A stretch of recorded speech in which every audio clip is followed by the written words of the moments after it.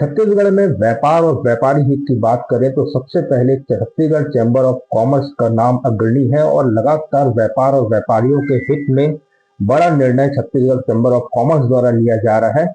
हमारे साथ इस वक्त मौजूद है चैम्बर ऑफ कॉमर्स के कार्यकारी अध्यक्ष राजेश वासवानी जी। हम चर्चा करेंगे राजेश वासवानी जी से और जानेंगे कि नए साल की शुरुआत हो चुकी है, व्यापार और व्यापारियों के हित में क्या महत्वपूर्ण विजन है चैम्बर ऑफ कॉमर्स का। सर धन्यवाद। यह आपके माध्यम से हमारी आवाज केंद्र सरकार तक जानी है। तो निश्चित रूप से चैम्बर ऑफ कॉमर्स व्यापारियों की सबसे बड़ी संस्था है, व्यापारियों की हमेशा चिंतन करता है और उसी कड़ी में जो हमारी जिम्मेदारी दी गई है उसी कड़ी में हम अपना सुझाव केंद्र सरकार तक अभी बीच में भी निर्मला सीतारमण जी से मिलकर आए थे, तो चैम्बर ऑफ कॉमर्स के द्वारा उनको दिया गया था क्योंकि 1 फरवरी को बजट आना है देश का। तो हम ये चाह रहे हैं कि वैसे तो बहुत सारे बजट में चीजें कई लोगों ने लिख के दिया है, लेकिन मैं मुख्य बिंदु पे आपको आकर्षण ध्यान कराना चाहूंगा कि सबसे पहले तो जो बैंकों का रेट ऑफ इंटरेस्ट है व्यापारी वर्ग के लिए, सीसी लिमिट के रेट है, जो व्यापारी लोन है, कई बैंकों को 9%, 10%, 11% करते हैं, उसको कंसिडर करके एक फिक्स अमाउंट 5 और 6% के बीच में होना चाहिए, जिससे कहीं ना कहीं व्यापारी के अंदर एक राहत आएगी और व्यापार बढ़ने की सबसे बड़ी संभावना। दूसरा प्रावधान हमने ऐसा सोचा है कि ऐसा लगता है कि अगर हम इनकम टैक्स का प्रोविजन को चेंज कर देते हैं, इनकम टैक्स को समाप्त कर देते हैं, तो कहीं ना कहीं जो हमारे देश के अंदर काला धन बहुत सारे सालों से रुका हुआ है, लोगों के अंदर एक दहशत की, आज भी ऐसा लगता है कि कई सारे पैसे अंदर दबे हुए हैं। अगर हम इनकम टैक्स के प्रावधान में चेंजेस कर देते हैं, उसके बदले हम जीएसटी के दरों को, जीएसटी को प्रोत्साहन दे देते हैं और इनकम टैक्स को समाप्त कर देते हैं, तो कहीं ना कहीं हमारे देश के अंदर जितना भी काला धन है या जितना भी कैश का अमाउंट है वो बढ़ जाएगा। उसके बढ़ने से हमारे व्यापार के अंदर एक लंबी ग्रोथ आएगी। हम यहाँ तक बोल सकते हैं कि 200 से 1000% तक की हम सेल बढ़ जाएगी।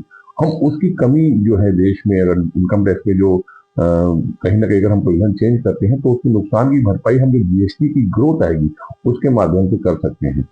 इसके बाद अलावा हम चाहते हैं कि जो जीएसटी में व्यापारी पे करता है, जो 5 लाख रुपए से ऊपर का टैक्सेशन एक व्यापारी दुकानदार देता है, उनके लिए ना एक गवर्नमेंट की तरफ से अतिरिक्त लाभ वाली योजना आनी चाहिए, जिससे दुकानदार आकर्षण होता है और कहीं ना कहीं ज्यादा से ज्यादा टैक्सेबल पे करता है कि उनके लिए मेडिकल में छूट मिलनी चाहिए, हवाई यात्रा में छूट मिलनी चाहिए, उनकी एजुकेशन बच्चों को एडिशनल छूट मिलनी चाहिए। इसके अलावा जो गोल्ड का व्यापार है उसमें 1% से ज्यादा जीएसटी नहीं लगना चाहिए। क्रेडिट कार्ड और डेबिट कार्ड में आज की तारीख में कैशलेस के बाद सबसे ज्यादा व्यापार क्रेडिट कार्ड और डेबिट कार्ड में होता है। छोटे दुकानदार हैं या मोबाइल का व्यापार या गोल्ड के व्यापार में 2% से 2.5% एफोर्डेबल शॉप नहीं कर सकता या आम उपभोक्ता के ऊपर वो चार्जेस लगती है। तो हम चाहते हैं कि उसको 0.25% पे चार्जेस लगनी चाहिए। मोबाइल एक आवश्यक श्रेणी में आता है, मोबाइल को भी 5% का जीएसटी दायरे के अंदर आना चाहिए। टीडीएस में भी बहुत सारे प्रावधान हमने मैडम को पहले भी देकर आए थे, उनके पास सारी चीजें लिखित में है। मुख्य ये सब चीजें होने से कहीं ना कहीं हमारे देश में जो इकोनॉमिक ग्रोथ होगी, व्यापार ग्रोथ होगा, उससे देश का आर्थिक लाभ होगा। और हमारा सुझाव उम्मीद है कि माननीय निर्मला सीतारमण जी ने पहले भी छत्तीसगढ़ की आवाज को उन्होंने गंभीरता से सुना था, और आज आपके माध्यम से हम सुझाव जो भेज रहे हैं उसमें काफी कहीं ना कहीं काफी कुछ परिवर्तन आने की संभावना व्यक्त करते हैं।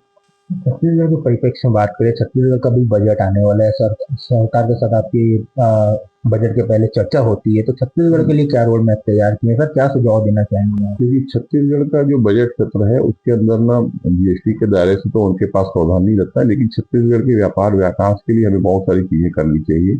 नए राजधानी में हमें बहुत सारी चीजों को प्रावधान के अंतर्गत अनुरूप योजनाएं हैं उनको लानी चाहिए। शहर के अंदर हम मेडिकल और बाहर के पर्यटन को कैसे ला सकते हैं जिससे छत्तीसगढ़ का व्यापार ग्रोथ हो। हमारे आज ही बच्चे एजुकेशन के लिए हैदराबाद जाते हैं या मेट्रो सिटी भी जाते हैं, हम एजुकेशन हब को प्रोत्साहन दे सकते हैं।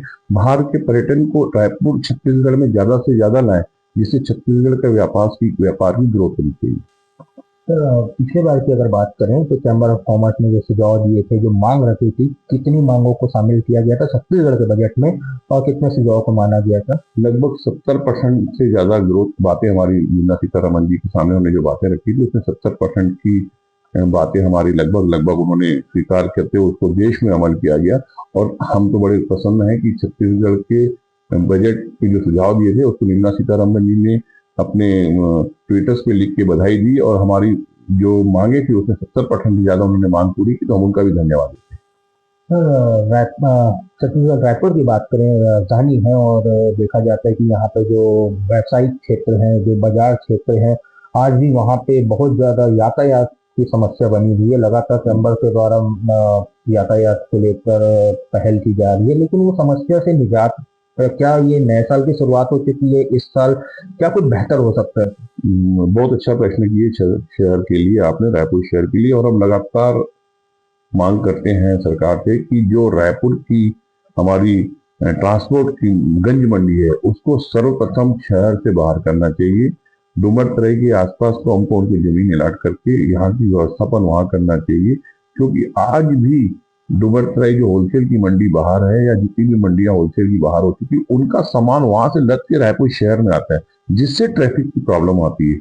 ट्रैफिक की व्यवस्था का अगर बड़ा कारण है व्यापार के अंदर डिपेंड करना, तो हमने लगातार सरकार से मांगी कि ट्रैफिक की व्यवस्था सुचारू रूप से होनी चाहिए। उसका मुख्य कारण एक तो पहले डूमरतराई मार्केट में ट्रांसपोर्ट शिफ्ट कर देना चाहिए, और कहीं ना कहीं ट्रैफिक की व्यवस्था को जो सुधार होने चाहिए। जो ठेले लगते हैं, जो ऑटो लगते हैं, उनके ऊपर एक कैंपेन चलाना चाहिए कि एक लिमिट दायरा होना चाहिए कि शहर में इतने ही ऑटो हो सकते हैं। ज्यादा ऑटो चीजें ऑटो वाले से या ज्यादा रिक्शा वालों से वो ट्रैफिक की व्यवस्था गड़बड़ा रही है, उसके अनुरूप उनको कार्य करना चाहिए। और भी देखा जाएगा सर कि व्यापार के हित में इस साल रायपुर में आप लोगों की तरफ से क्या कुछ प्लानिंग है सर, जिससे व्यापार में ग्रोथ आए? क्योंकि जीएसटी रिफॉर्म के बाद तो एक बहुत बड़ी क्रांति आई थी, उसका लाभ तो अब लगातार देखा गया है। और क्या कुछ बेहतर होना चाहिए जिससे 2026 व्यापार और व्यापारियों के लिए दिया हो? देखिए, निश्चित रूप से विष्णुदेव साय तो डबल इंजन की सरकार हमारे देश में है, और लगातार विष्णुदेव साय औद्योगिक क्षेत्र पर नए राजधानी में कार्य कर रहे हैं। उनसे हमारे को रोजगार की संभावना ज्यादा बढ़ती है। बाहर की पब्लिक ज्यादा यहाँ पर आएगी, तो उससे व्यापार होने की ज्यादा संभावना बढ़ रही है। और 100% इसकी सफलता हमें कहीं ना कहीं इस सरकार के माध्यम से दिख रही है कि जिस तरीके से विष्णुदेव साय काम कर रहे हैं, सिंगल विंडो का सिस्टम ले आने हैं, आईटीटी के ऊपर वर्क करना, इस तरह के जो प्रावधान नए राजधानी में वो ला रहे हैं, उससे व्यापार की ग्रोथ 100% हमें होते हुए दिख रही है। बहुत बहुत धन्यवाद सर अपनी बातों को रखने का। और जिस तरीके से आपने जाना कि बजट को लेकर बहुत बड़ी प्लानिंग है चैम्बर ऑफ कॉमर्स की, और उन्होंने सुझाव अपने चाहे केंद्र की बजट की बात करें या छत्तीसगढ़ की बजट की बात करें, चैम्बर ऑफ कॉमर्स तैयार है। और पिछले बार भी जैसे बताया गया कि 70% उनकी मांगों और बातों को बजट में शामिल किया गया था। तो इस तरीके से आगे भी छत्तीसगढ़ का बजट हो या केंद्र का बजट हो, उसमें चैम्बर ऑफ कॉमर्स की महत्वपूर्ण भूमिका रहेगी। मैं अपने सहयोगी लाकेश साहू के साथ रविशंकर शर्मा, चैनल इंडिया रायपुर। हमारे चैनल के साथ बने रहिए, लाइक करिए, सब्सक्राइब करिए और अपनी राय जरूर दीजिए, ताकि आपकी राय हमें खबरों को और बेहतर करने में मददगार रहती है।